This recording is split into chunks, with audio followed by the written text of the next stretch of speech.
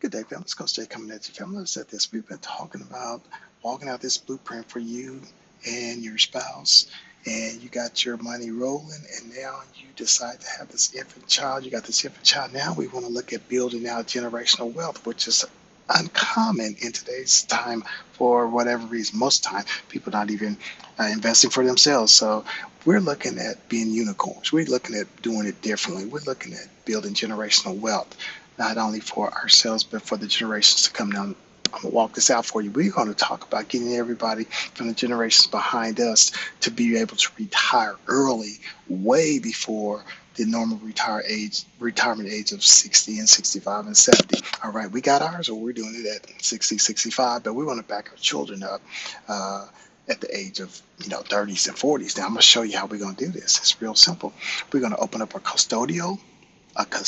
listen to this, a custodial brokerage account. That's where it's in your child's name. We're going to do it this route. This is a route we can do it. I got another route that I like to use where, but we'll talk about that one later.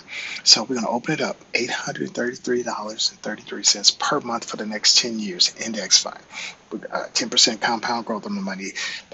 By that 10th year, it should have $106,059,000, about $160,000 into that account.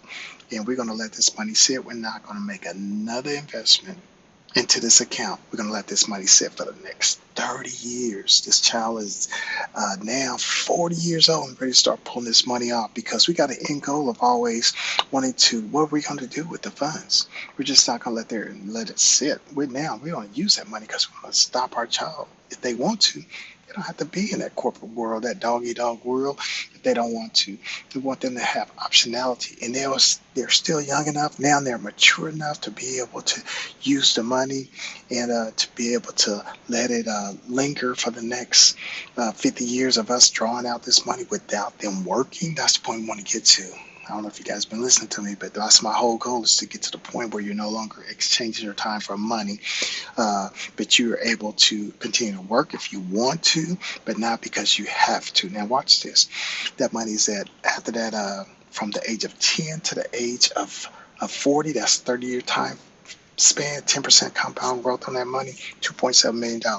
Now you said at the age of 40, stop working, inflation rate is 3%.